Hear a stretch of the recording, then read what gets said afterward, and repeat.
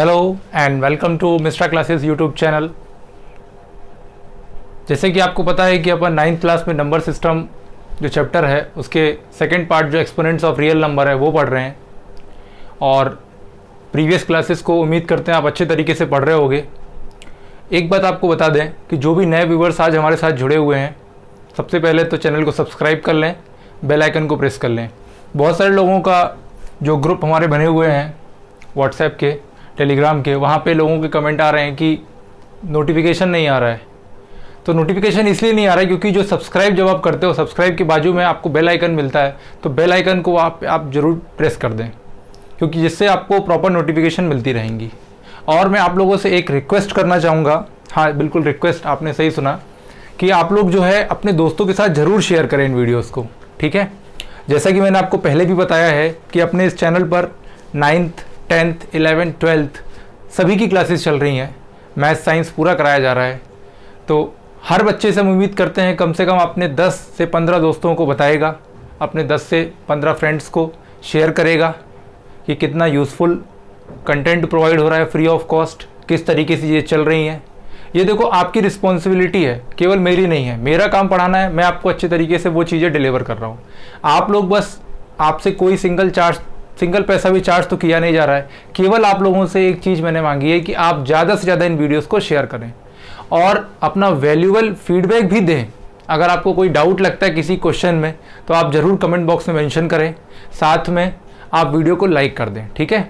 और जैसा कि मैंने कहा है कि आप टारगेट करें कि कम से कम अपने 10 से 15 दोस्तों को ज़रूर ये वीडियो शेयर करोगे। आप 10 से 15 अपने फ्रेंड्स को ज़रूर ये वीडियो शेयर करना है, जिससे चैनल की भी ग्रोथ होगी बढ़िया और हम और अच्छे तरीके से आपको हाई क्वालिटी कंटेंट प्रोवाइड करने लग रहे होंगे, ठीक है। फ्रीक्वेंटली क्लासेस हो रही होंगी, अभी जैसा आपको मालूम है कि अल्टरनेट में क्लासेस चल रही हैं। और वैसे आप लोगों का सपोर्ट तो काफ़ी है, बट हम चाहते हैं कि आप और थोड़ा सा सपोर्ट दें अपने इस चैनल को, है ना, जिससे हम आपके लिए लॉन्ग ड्यूरेशन की क्लासेस भी प्लान कर सकें, लाइव क्लासेस आप लोगों के लिए प्लान कर सकें, है ना। क्योंकि अभी लाइव क्लासेस जो है हमारे पास अथॉरिटी नहीं है लेने की।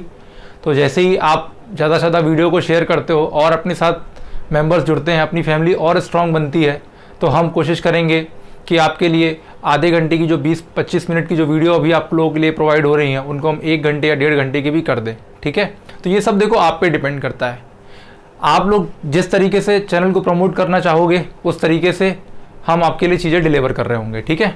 तो चलो आज अपन एक्सपोनेंट्स ऑफ रियल नंबर में कुछ और क्वेश्चंस करेंगे। जैसे कि आपको पता है कि अपन ने लास्ट क्लासेस तक कुछ अच्छे क्वेश्चन किए थे और आज उन्हीं क्वेश्चंस के आगे अपन और करने जा रहे हैं, ठीक है। तो देखो सबसे पहला क्वेश्चन जो हमारे पास है, इफ सबसे पहला जो क्वेश्चन हमारे पास है, पहला जो क्वेश्चन है हमारे पास दिया, if 27 to the power x equals to 9 upon 3 to the power x, find the value of x। हमको देखो x की वैल्यू बतानी है। अगर क्वेश्चन नहीं दिखाई दे रहा हो तो मैं बोल भी देता हूँ, if 27 to the power x equals to 9 upon 3 to the power x, find the value of x। हमको इस क्वेश्चन में x की वैल्यू फाइंड करनी है। तो देखो कैसे इस क्वेश्चन को अप्रोच करोगे। सबसे पहले देखो, जैसे कि हमको मालूम है यहाँ से हम, यहाँ पे हमको एक वेरिएबल x वाला टर्म दिख रहा है और एक यहाँ दिख रहा है। अब देखो इसके नीचे कुछ नहीं लिखा है, मतलब इसके नीचे क्या लिखा, 1 लिखा है। अब मैं इनिशियल स्टेप पे क्या करता, सबसे पहले तो मैं कोशिश करता कि देखो अब 2 चीज़ें कर सकते थे आप, या तो इस 3 टू द पावर x को आप इधर मल्टीप्लाई कर देते, ठीक है, क्रॉस मल्टीप्लाई कर देते, या फिर आप पहले थोड़ा सा इसको ब्रेक करने की कोशिश करते। जैसे कि मैंने कहा था आपको कि आप 10 तक के क्यूब याद कर लो, 10 तक के क्यूब क्या कर लो, याद कर लो, और 20 तक के स्क्वायर याद कर लो, बहुत काम आएंगे। देखो मैं आपको याद करा देता हूँ फिर से। 1 का क्यूब जो होता है वो 1 होता है, 2 का क्यूब जो होता है वो 8 होता है, 3 का जो क्यूब होता है वो 27 होता है, 4 का जो क्यूब होता है 64 होता है, 5 का क्यूब 125 होता है, 6 का क्यूब 216 होता है, 7 का क्यूब 343 होता है, 8 का क्यूब 512 होता है, 9 का क्यूब 729 होता है, 729, और 10 का क्यूब कितना होता है, 1000। आप ये चीज़ें याद कर लो, बिलीव करो आपको बहुत काम आएंगी। और साथ में आप स्क्वायर भी याद कर लो। अब देखो 1 से लेके 10 तक के तो स्क्वायर आपको सभी को याद है, क्योंकि आप टेबल में ही पढ़ते हो। 9 × 9 81 होता है, 8 × 8 64 होता है, 10 × 10 100 होता है। अब मैं आपको 11 से याद कराता हूँ। देखो 11 का स्क्वायर कितना होता है 121, 12 का स्क्वायर कितना होता है, ये होता है 144, 13 का स्क्वायर कितना होता है 169, 14 का स्क्वायर कितना होता है 196, 15 का स्क्वायर कितना होता है 225, 16 का स्क्वायर कितना होता है 256, 17 का स्क्वायर 289, 18 का स्क्वायर 324 और 19 का स्क्वायर 361 और 20 का स्क्वायर 400। देखो आप ये दोनों चीज़ें याद कर लो, बिलीव करो आपको बहुत काम आएंगी ये, आप बिलीव करो ये बहुत काम आएंगी। 1 का क्यूब, अब देखो क्यूब का मतलब क्या होता है, इसका मतलब होता है जैसे मैं 2 का क्यूब की अगर बात कर रहा हूँ, इसका मतलब मैं बोलना चाह रहा हूँ कि 2 × 2 × 2, मतलब 2 को 3 बार मल्टीप्लाई करके लिखा गया है, मतलब 2 को 3 बार मल्टीप्लाई किया गया 2 से। अब कितना होगा 2 2 4 और 4 × 2 कितना होता है 8, तो ये 8 आया है। इसी तरीके से बाकी सारे नंबर्स का किया गया है। तो आप क्यूब याद कर लो, बहुत काम आएंगे आपको। सिमिलरली स्क्वायर आप कम से कम 20 तक के याद कर लो। अब देखो अगर आप याद करते तो क्या होता, देखो बाकियों को सोचना पड़ता है इस क्वेश्चन में अटेम्प्ट कैसे करें, लेकिन आप इस क्वेश्चन को देख पा रहे हो 27 लिखा है। 27 मुझे मालूम होना चाहिए किसका क्यूब होता है, 3 का क्यूब होता है। मतलब कि मैं 27 को ऐसा लिख पा रहा होता कि मैं इसको लिखता सबसे पहले तो सोल्यूशन, सबसे पहले मैं लिखता गिवन। मेरे पास गिवन क्या है, गिवन क्या है 27 की power x upon 1 equals to 9 upon 3 to the power x, ये लिखता। फिर उसके बाद में 27 को ब्रेक करता जरा कि मुझे मालूम है 27 को लिख सकता था 3 की पावर 3 और होल पावर लगा है x अपॉन 1 इक्वल्स टू, अब 9 को क्या कर सकते थे, 9 को भी चाहो तो 3 × 3 लिख सकते थे या फिर 3 का स्क्वायर अपॉन 3 की पावर x। अब यहाँ से कितना हो गया, यहाँ से हो गया 3 की पावर 3x, क्योंकि प्रॉपर्टी कौन सी लगी है मैं यहाँ लिख देता हूँ, a की पावर m और पावर n, ये कितना होता है a की पावर m × n। ये प्रॉपर्टी आप साथ में लिखोगे तो अब यहाँ कितना हो गया 3 की पावर 3x बराबर, यहाँ नीचे 1 है, 3 की पावर 2 अपॉन 3 की पावर x। अब देखो यहाँ से दो तरीके हैं सॉल्व करने के। पहला तरीका तो ये है कि यहाँ देखो 3 लिखा है तो इसको 3 की पावर 3x रहने दो इक्वल्स टू, यहाँ पे देख रहे हो कि बेस सेम है। मैंने आपको एक प्रॉपर्टी बताई थी कि a की पावर m अपॉन a की पावर n, ये क्या होती है a की पावर m माइनस n, या फिर m n में कन्फ्यूजन होता तो क्या करते हैं न्यूमरेटर की पावर से डिनोमिनेटर की पावर को माइनस कर देते हैं, न्यूमरेटर की माइनस डिनोमिनेटर की पावर। अब देखो बेस सेम है 3 तो 3 एक बार लिख दिया। अब क्या करते हैं न्यूमरेटर की पावर 2 लिखिए, माइनस कर देंगे डिनोमिनेटर की पावर x लिखिए। अब मैंने आपको एक प्रॉपर्टी ये भी बताई थी कि a की पावर m लिखी हो और इक्वल्स टू अगर a की पावर n हो, मतलब अगर बेस सेम होता है इसका मतलब क्या होता है कि पावर भी क्या होंगी, सेम होंगी, पावर भी क्या होंगी, सेम होंगी। तो अब यही प्रॉपर्टी यहाँ पे लगाओगे कि आप देखोगे बेस यहाँ पे भी 3 यहाँ पे भी 3 है, इसका और इक्वल का साइन लगा, इसका मतलब क्या हुआ कि ये जो पावर है और ये जो पावर है आपस में क्या हो रही होंगी, इक्वल। मतलब कि मैं यहाँ लिख सकता हूँ कि 3x बराबर 2 माइनस एक्स। अब मैं x को इस तरफ लेके आऊँगा तो कितना हो जाएगा 3x, मतलब अभी राइट साइड में है, लेफ्ट साइड में जाएगा तो सॉरी अभी राइट साइड में, हाँ लेफ्ट साइड जाएगा तो प्लस हो जाएगा, बराबर कितना आ रहा होगा 2। तो 4x बराबर कितना आ गया 2, तो x की वैल्यू कितनी आ गई 1/2। अब 1/2 कैसे आया समझ में नहीं आया तो 2/4 करोगे, 2 1 2 2 2 4, तो ये 1/2 आ रही होगी। ठीक है, इस तरीके से अपन ने सोल्यूशन को अप्रोच किया। अब देखो यहाँ पे जैसे मैंने आपको कहा कि दो तरीके थे, दो चीज़ें थी जिनसे आप क्वेश्चन को पकड़ सकते थे। पहला तो ये कि आप 27 को देख के आप समझे कि तो 3 का क्यूब लिखा हुआ है और 9 को भी आप 3 के फॉर्म में लिख सकते थे। देखो इसमें ये चैप्टर में अपन को करना ही क्या है, सिंप्लीफाई करना है चीज़ों को। ठीक है, तो सबसे पहले हमने देखा कि यार बेस जो नंबर है वो 3 है, तो मैं क्या कर सकता था कि 3 के फॉर्म में क्या सभी को तोड़ सकता था मैं, तो मैंने देखो कोशिश वही किया कि मैं 3 के फॉर्म में सबको ला पाऊँ, क्योंकि जैसे ही मैं 3 के फॉर्म में सबको ला पाया तो मैं सिंप्लीफाई भी कर पाया, क्योंकि सारी की सारी प्रॉपर्टीज लग रही थी यहाँ पे। यहाँ मैंने a की पावर m की पावर n वाला फॉर्मूला लगा दिया, तो a की पावर m इंटू n होता है, मतलब 3 इंटू x हो गया, तो 3x हो गया। यहाँ मैंने देखा बेस सेम है तो पावर माइनस हो जाएंगी, तो 2 माइनस x हो गया। फिर मैंने देखा कि दो नंबर है जिनका बेस सेम है तो पावर आपस में क्या होंगी, इक्वल होती हैं, मतलब 3x किसके बराबर होगा 2 माइनस x के, तो यहाँ से x की वैल्यू मैंने वैल्यू कितनी निकाली 1/2। ठीक है, अब देखो किसी को अगर यहाँ से, अब देखो यहाँ से आप एक अप्रोच और भी कर सकते थे, यहाँ से एक अप्रोच और भी कर सकते थे। अब मैं यहाँ से दूसरा तरीका बताता हूँ आपको। देखो करने के बहुत सारे तरीके हैं, मल्टीपल वेज हैं। ठीक है, मैं आपको सब सिखाता हूँ। देखो आप क्या करते, अगर किसी को यहाँ पे दिख रहा हो कि मैं क्रॉस मल्टीप्लाई कर दूँ तो क्या होता, अगर मैं इसको क्रॉस मल्टीप्लाई कर दूँ तो क्या होता, तो ठीक है करो। तो यहाँ कितना हो जाएगा 3 की पावर 3x इंटू 3 की पावर x बराबर कितना आएगा 3 की पावर 2 इंटू 1। अब देखो, अब यहाँ पे देखो बेस सेम लिखा है तो पावर क्या होंगी ऐड, मतलब a की पावर m इंटू a की पावर n वाला फॉर्मूला लग रहा होगा, a की पावर m प्लस n होता है। तो यहाँ पे लगाओ तो कितना हो जाएगा 3 की पावर 3x प्लस x बराबर कितना हो जाएगा 3 की पावर 2। यहाँ कितना होगा 3x प्लस x कितना होता है 4x, 3 की पावर 4x बराबर 3 की पावर 2, मतलब ये लिखा मेरे पास कि 3 की पावर 4x बराबर 3 की पावर 2। अब फिर आपको ये वाली प्रॉपर्टी लगानी पड़ेगी कि a की पावर m और अगर a की पावर n लिखा है, मतलब अगर बेस सेम होता है तो पावर आपस में क्या होती हैं, बराबर होती हैं। तो अब ये वाली प्रॉपर्टी के हिसाब से कि 4x बराबर कितना हो जाएगा 2, तो x की वैल्यू कितनी हो जाएगी 2/4, 2 1 ज़ा 2 2 2 ज़ा 4, दैट इज़ 1/2। इस तरीके से आप अप्रोच करोगे, ठीक है। अब किसी को अगर देखो, ये तो एक तरीका हो गया। अब अगर किसी को ये 9 समझ में नहीं आ रहा हो कि सर आपने तो 9 कर दिया, हमको कैसे पता चलेगा, तो ठीक है इसको 9 रहने दो, मैं आपको वो भी करके दिखाता हूँ आप कैसे इस तरीके इसको सोच पा रहे होते।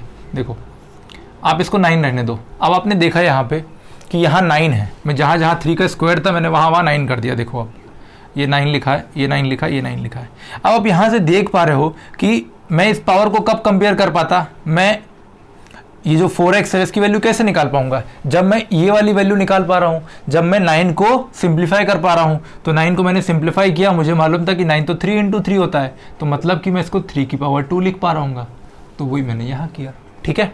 उम्मीद करते हैं आपको अच्छे से समझ में आया होगा। अब देखो, अब अगर किसी को क्यूब भी याद नहीं है, स्क्वायर भी याद नहीं, तब कैसे करोगे, तो उनके लिए भी है। देखो परेशान मत हो, तब उनको क्या करना पड़ेगा, उनको थोड़ी सी एफर्ट और करनी पड़ेगी, उनको पहले इसको फैक्टराइज करना पड़ेगा।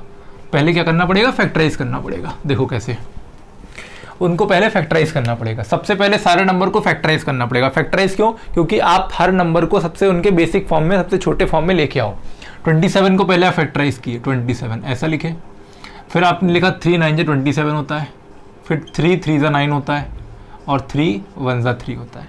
मतलब 27 की जगह पे ऐसा लिख सकते हो 3 × 3 × 3, या फिर बोला जाए 3 को 3 बार लिखा गया है, ठीक है, क्योंकि क्यूब का मतलब ही होता है कि 3 को 3 बार लिखा गया है। अब देखो, अब क्यूब का मतलब कि 3 को 3 बार का मतलब यह है, यहाँ पे चूंकि 3 था तो सिर्फ 3 को 3 बार लिखा है। अगर मैं 8 लिखता तो उसको लिखता 2 × 2 × 2, मतलब कि 2 को 3 बार लिखा गया होता है ना। तो ये चीज़ है। अब देखो, अब मैं आगे बढ़ता हूँ। देखो अब मैं करता हूँ 9 को। सिमिलरली जब मैं 9 को फैक्टराइज करता तो 3 3 × 9 होता है, और 3 1 × 3 होता है।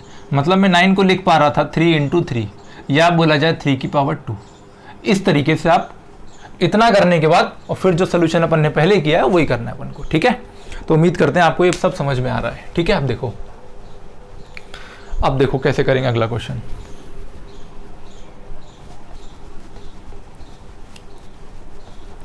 और आपको हम बिल्कुल टफ से टफ क्वेश्चन करवा रहे हैं कि 1% भी चांस ना रहे जो आपको कोई क्वेश्चन में आप फंस जाओ। देखो बहुत अच्छा क्वेश्चन है, लेंदी क्वेश्चन है।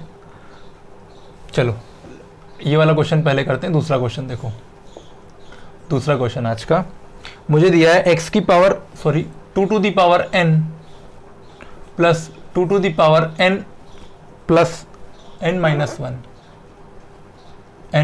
1 whole upon 2 to the power n plus 1 minus 2 to the power n equals to 3/2 equals to 3/2। Question फिर से देख लो, 2 की पावर n प्लस 2 की पावर n माइनस 1 अपॉन 2 की power n plus 1 minus 2 to the power n equals to 3/2।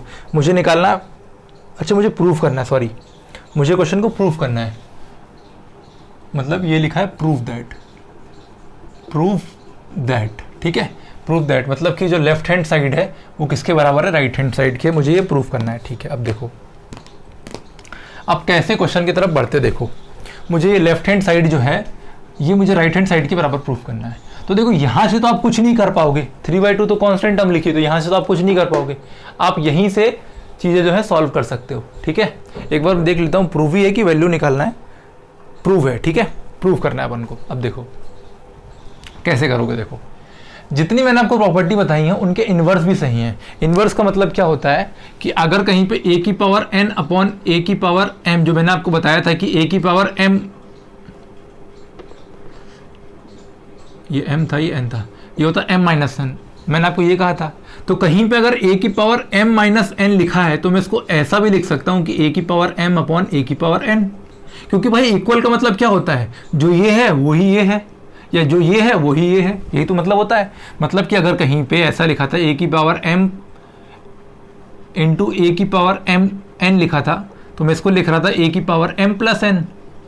तो इसका मतलब ये भी तो हुआ ना कि जहाँ कहीं पे a की पावर m प्लस n लिखा उसको मैं इस तरीके से भी ब्रेक कर सकता हूँ। ठीक है, अब देखो इसका बहुत, क्योंकि इक्वल टू का साइन लगा था, मतलब जो ये पार्ट लिखा वही ये पार्ट लिखा है, या फिर जो ये पार्ट लिखा है वही ये वाला पार्ट लिखा है। अब देखो, अब क्वेश्चन को समझो जरा, कैसे अप्रोच करोगे। देखो सबसे पहले यहाँ क्या देख सकते थे आप, सबसे पहले देखा मैंने यहाँ 2 की पावर n दिया है, यहाँ पे दिया 2 की पावर n माइनस 1, यहाँ दिया 2 की पावर n प्लस 1 और यहाँ दिया 2 की पावर n। तो मुझे ये जो n वाला टर्म है 2 की पावर n, जो ये 2 की पावर n है, इसमें तो मैं फिलहाल कुछ नहीं कर सकता, लेकिन हाँ मैं इसको देख के एक टर्म लिख सकता था और इसको भी देख के मैं एक टर्म लिख सकता था। क्या, वो देखो, मैं इसको क्वेश्चन लिखता हूँ सोल्यूशन,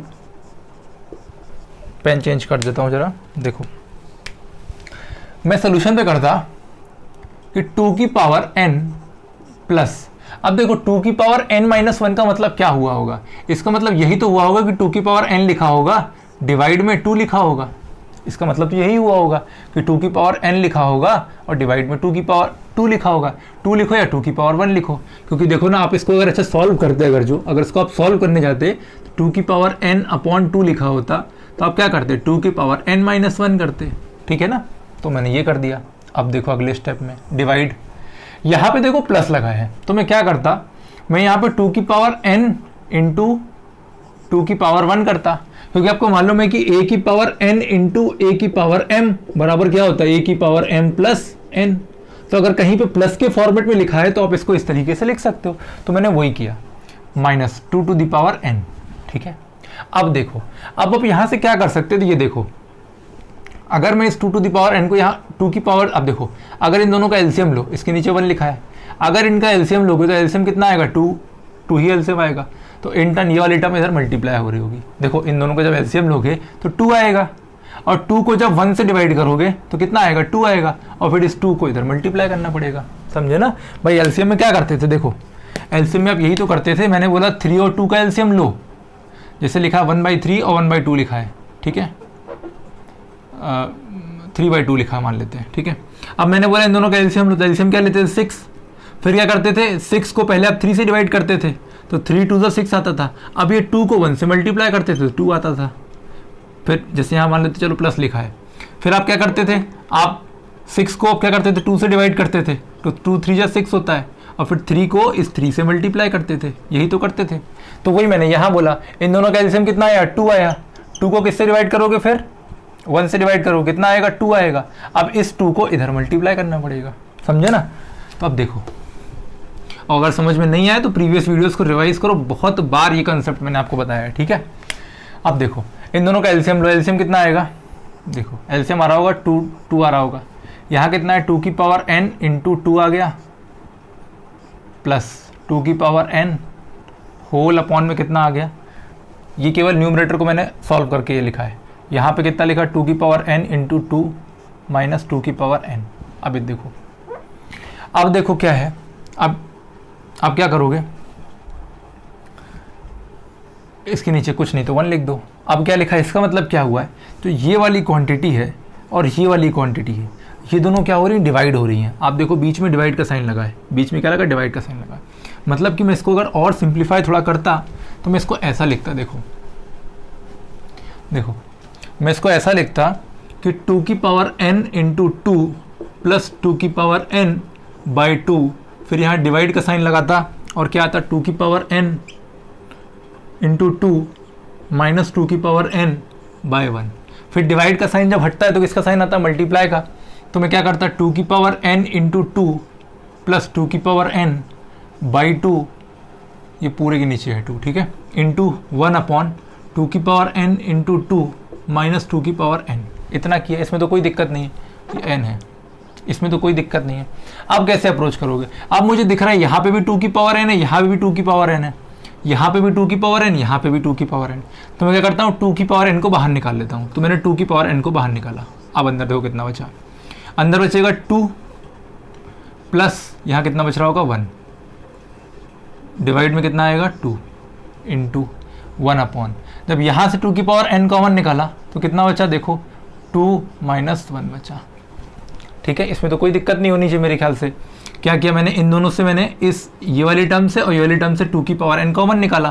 तो जब कॉमन निकाला तो अंदर कितना बचा, 2 माइनस 1। अब देखो अगर इसको मल्टीप्लाई करते तो 2 की पावर n को जब 2 से मल्टीप्लाई करोगे तो ये टर्म मिल जाएगी पूरी की पूरी। फिर 2 की पावर n को जब -1 से मल्टीप्लाई करते तो क्या मिलता, -2 टू द पावर n मिलता, कोई चेंज नहीं होता। अब देखो ये वाली टर्म कैंसिल हो गई। ठीक है, ऊपर कितना बचा, 2 + 1 बचा 3 अपॉन 2 इंटू 1 अपॉन 2 माइनस 1 1, तो मतलब कि कितना आ गया 3/2। तो आप लिखोगे since LHS equals to RHS, फिर लिखोगे हेंस प्रूफ्ड। ठीक है, हेंस प्रूफ्ड। इस तरीके से क्वेश्चन को अटेम्प्ट करोगे। क्वेश्चन टफ नहीं है, क्वेश्चन टफ नहीं, बस आपको लग टफ रहा है। यही क्वेश्चन आपको बिलीव करो आपको जरूर एग्जाम में देखने मिलेगा। तो कैसे अप्रोच करना है, पहले जो ये नेगेटिव वाले जितने भी हैं या पॉजिटिव वाले जितने भी नंबर हैं, इनको कोशिश करो कि उनको बेसिक फॉर्म में तोड़ पाओ। और इनको कैसे तोड़ पाओगे, जब आपको सारे फॉर्मूलेज अच्छे तरीके से याद हैं। ठीक है, तो अब मैंने जब इनको ब्रेक किया तो मैंने इसको इस तरीके से किया। फिर मैंने देखा कि मैं इसका एलसीएम ले सकता था, तो जब मैंने एलसीएम लिया तो कुछ इस तरीके से टर्म मुझे मिला। फिर मुझे मालूम था ये वाला पूरा न्यूमरेटर था पहले और ये वाला डिनोमिनेटर था, तो मैंने क्या किया, अब बीच में डिवाइड था तो मैंने इसको इस तरीके से लिख दिया आप लोगों के लिए। फिर डिवाइड का साइन जब हटता है तो मल्टीप्लाई का साइन आता है, और मल्टीप्लाई में क्या होता है, ये जो डिजिट है पूरी ये क्या होती है, रिवर्स हो जाती है। क्या होती है, रिवर्स हो जाती है। मतलब जो न्यूमरेटर होगा वो डिनोमिनेटर हो जाएगा और जो डिनोमिनेटर होगा वो न्यूमरेटर चला जाएगा। तो ये किया। उसके बाद फिर मैंने देखा इन दोनों टर्म से क्या कॉमन आ सकता था, 2 की पावर n, तो मैंने 2 की पावर n कॉमन निकाला। अब आप बोलो 2 क्यों नहीं निकाला, क्योंकि यहाँ पे 2 नहीं लिखा था इसीलिए। ठीक है, तो मैंने 2 की पावर n कॉमन निकाला, तो 2 की पावर n यहाँ निकला। यहाँ कितना बचेगा 2 और यहाँ कितना बचेगा 1, क्योंकि देखो जब 2 की पावर n को जब 2 से मल्टीप्लाई करते तो ये वाली टर्म मिलती, और जब 2 की पावर n को 1 से मल्टीप्लाई करते तो ये वाली टर्म मिलती। 2 + 1 कितना हो गया 3, तो यहाँ 3 लिख दिया। बाई 2 चल रहा है। उसके बाद जब इस वाली टर्म को सॉल्व किया था तो देखो यहाँ पे 2 की पावर n और यहाँ पे भी 2 की पावर n, तो 2 की पावर n कॉमन निकाली थी। क्या बचा था अंदर, 2 माइनस 1 बचा था। 2 की पावर n और ये 2 की पावर n कैंसिल हो गया था। अब कितना बचा था, यहाँ 2 माइनस 1 बचा, न्यूमरेटर का 1 ये रहा, 2 + 1 3 आ गया और डिवाइड में 2। तो इसको 3 इंटू 1 करोगे 3 आएगा और 2 इंटू 1 करोगे 2 आएगा। तो आप देखो आपको प्रूफ भी क्या करना था, 3/2 के इक्वल प्रूफ करना था और आपने प्रूफ भी कर दिया। अब यहाँ से एक चीज़ और देख सकते थे कि जो n वाली टर्म है वो डेफिनेटली कटेगी। क्यों कटेगी, क्योंकि उसने हमको प्रूफ करने कहा है, n की वैल्यू निकालने नहीं बोला, उसने हमसे प्रूफ करने कहा था। और प्रूफ वाले हमारे जो राइट हैंड साइड था जिसको हमको इक्वल प्रूफ करना था, वहाँ पे कोई भी n की टर्म नहीं आ रही थी। n की टर्म नहीं आ रही थी, इसका मतलब हम ये समझ सकते थे कि यहाँ से ज़रूर n की टर्म गायब होने वाली है, मतलब कैंसिल होने वाली है। और वो कैंसिल होती भी कैसे, न्यूमरेटर से बाहर निकलती है और डिनोमिनेटर से बाहर निकलती। देखो फाइनल रिजल्ट में हुआ भी यही है, न्यूमरेटर से बाहर निकला 2 की पावर n और डिनोमिनेटर से बाहर निकला है। ठीक है, तो इस तरीके से सॉल्व किया है। तो आज जितना करा है इन चीज़ों को रिवाइज करो, दोस्तों के साथ ज़रूर शेयर करो, है ना, और जिससे आप लोगों के लिए और बढ़िया बढ़िया क्लासेस आ सकें। आज के लिए इतना, थैंक यू।